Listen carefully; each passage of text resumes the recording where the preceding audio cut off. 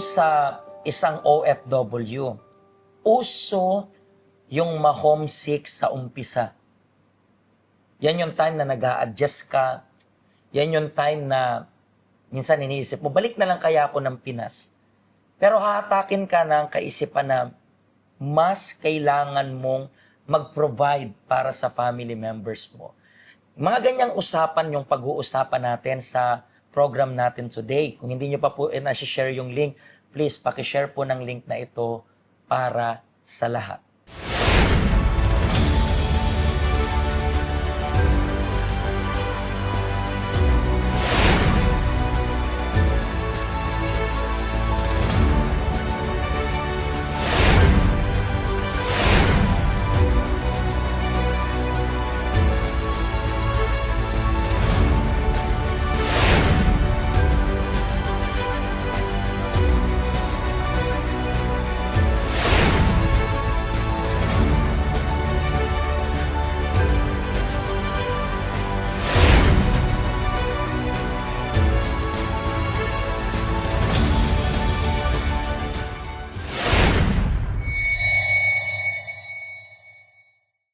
Kasama ko po yung special guest natin for today. Ano pong pangalan ninyo?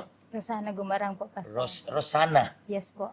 Ma'am Rosana, taga saan po kayo sa Philippines? Isabela po. Taga Isabela. And then, gano'n na rin po kayo katagal na nag-a-abroad?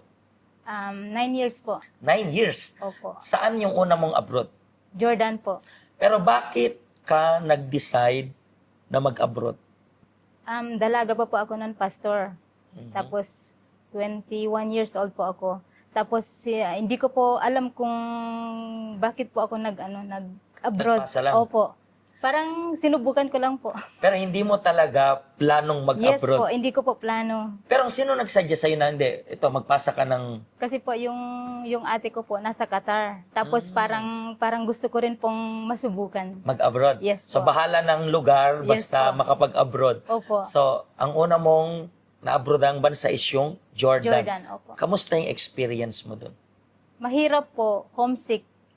Talagang homesick? Opo, homesick araw-araw po akong nagpapaalam kay kila amo na pauwi na lang ako, ganun, dahil gusto ko nang umuwi. Pero sa araw-araw po na yon, parang ini-ignore na po nila ako. Pero, kailan pinaka nag-trigger yung homesick mo? Mga ilang weeks ka pa lang doon or months ka pa lang doon? Siguro mga 3 months na po. So, 3 months ka, yun yung pinakamatindi. Yes po, 3 So, months. yung pagdating mo doon, okay pa? Okay pa po. Hanggang sa parang, Opo, parang as in homesick na, parang gusto nang umuwi po ng pero ino-ignore ka nila. Anong ginawa mo? Wala lang po. Yun nga po, dahil po sa pag-ignore po nila sa akin, nakaisip na po ako ng paraan na sabi ko, gawa ko ng paraan. Tapos naisip ko po yung gamot na nasa aking bag na baon. May Biogesic sa Kaniose po ako. Tapos sabi ko po, mamatay man ako or buhay.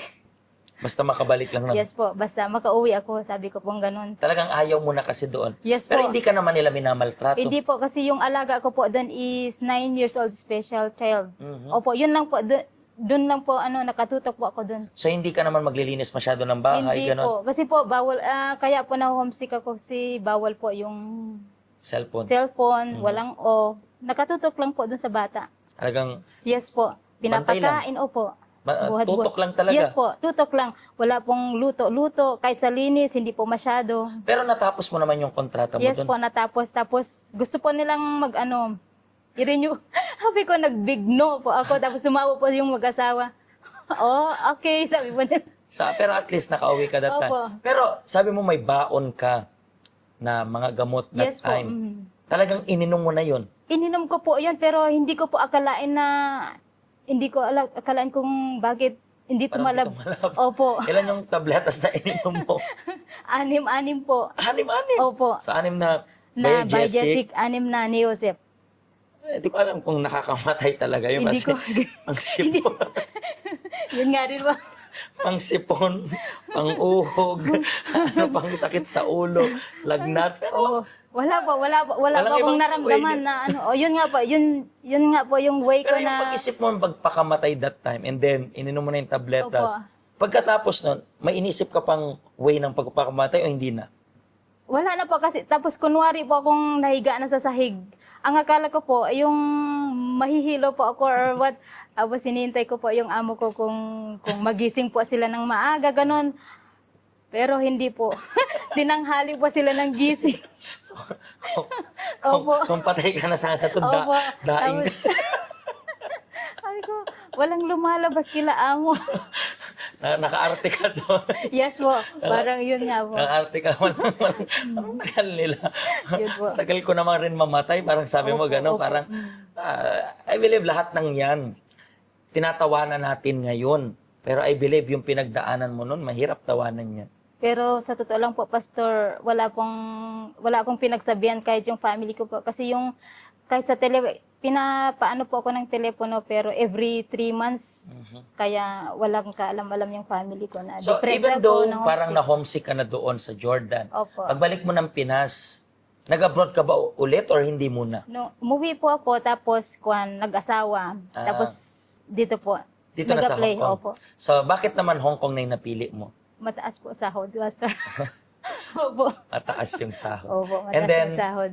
afterwards, nandito ka sa Hong Kong, and then nakailang amo ka na rin dito. Isa lang po. Isa lang. Opo. And then gano'n na katagal ikaw sa amo mo? 7 years na po. 7 years.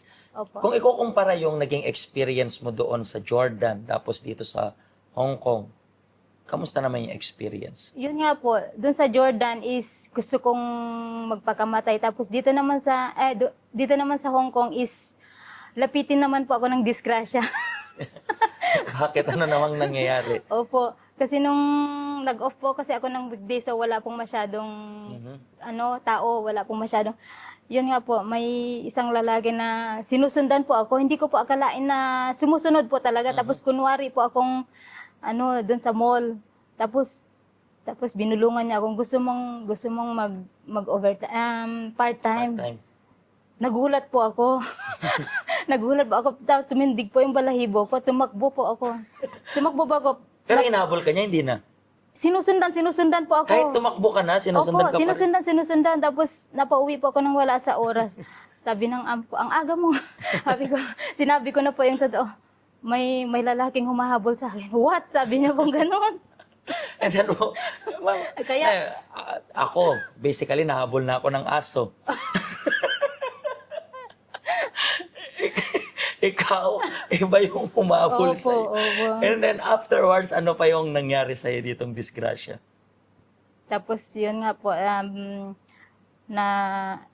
nadulas po ako sa CR. Ano Naano naman po ako kasi dito. ginagawa mo doon? Abang naliligo po pagkatapos po ng off. Tapos, nung nag-swimming po yung mga alaga ko sa gitna ng dagat, pero malakas po, may bagyo that time po. Tapos, yung alaga ko po kasi akyat baba siya, akyat baba. Tapos may doon. Dahil sa akyat baba niya, parang na-outbalance po ako, nahulog po ako, pero may life jacket naman po. Tapos yung Meron pa? Ang dami mong disgrasya sa buhay nga. nanay ni amo kong lalaki po, ayun po, ni-rescue niya ako. As in, talagang kukunin na ako ng alon. Opo. Hindi ka na sana na makikita. Opo. Naalala ko, sabi mo, nung uminom ka ng gamot, Yes po. nakaganon ka. Tapos tatangayin ka ng alon na Opo. nakaganon. Pero bukod sa mga yan, Tapos midnight po.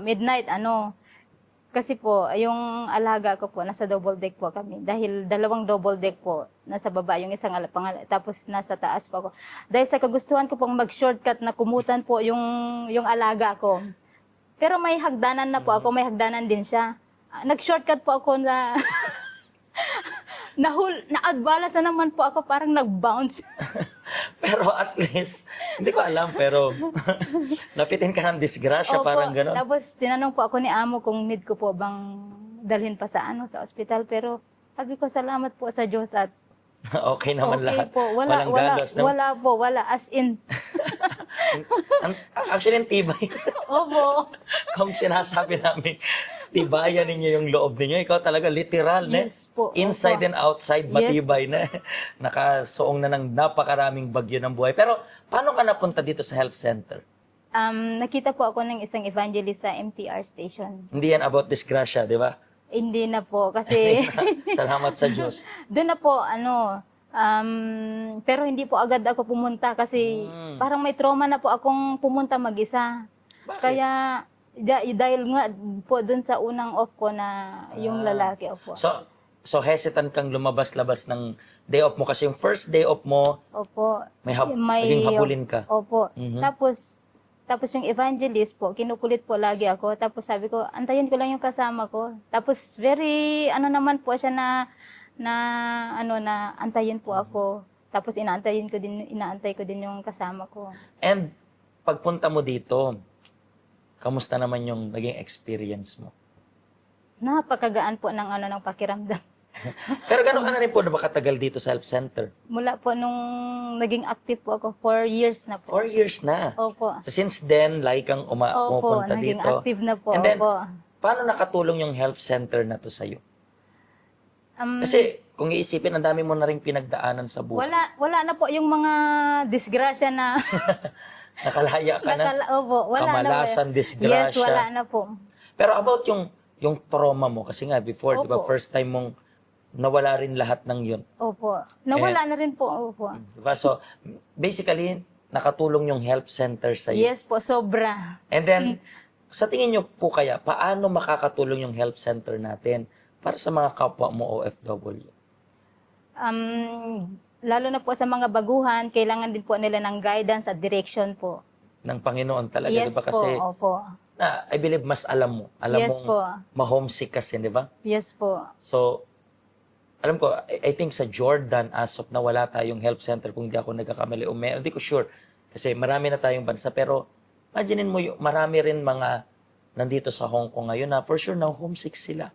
Diba? At walang gamot sa homesick, kundi yung presensya ng Panginoon. Yes po, opo. Diba? Walang biogesic na, siguro kala mo hindi biogesic, inom ng Newsep, mawawala.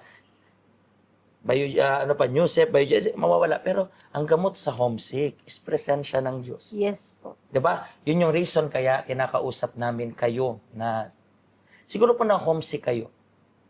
Napaka-interesting kasi ngayon, kaya nating tawanan yung lahat ng nangyari sa past niya. Pero kapag inisip niyo yung past niya, kung namumuhay pa rin siya sa past niya, hindi madaling tawanan niya. Yung tawa na nangyayari ngayon is makikita nyo kasi na-overcome niya na lahat ng pinagdaanan niya. Siguro po laging peke yung ngiti ninyo. Peke. Pero hanggang kailan ka magiging peke? Alam niyo po bang nakakapagod maging peke? Kasi kinakailangan mong pilitin maging masaya kahit hindi naman. That's why, samahan niyo po kami sa health center namin at gusto namin naturuan kayo, mabigyan kayo ng tamang gabay at higit sa lahat, magkaroon ng lunas sa inyong pagkaka-homesick. Maraming salamat po sa pag-special guest. I believe maraming makaka-relate sa story mo. Pero lagi dapat nilang tandaan, hindi biogesic at Newsep ang gamot sa homesick. Pagpalain kayo ng Diyos. Hello, ako po si Pastor Joshua dito po sa UCKJ Health Center dito po sa Hong Kong. At yung mga napanood nyo pong testimony ay mga testimony ng mga OFW dito sa Hong Kong. Pero I believe makaka-relate rin naman kahit nasaan po kayong bansa. Basta OFW. Ang health center po natin ay walang pinipiling religion. Base na rin po sa name, Health Center. Kung kailangan nyo po ng karagdagang information, nandito lang po sa baba lahat ng information na kailangan ninyo.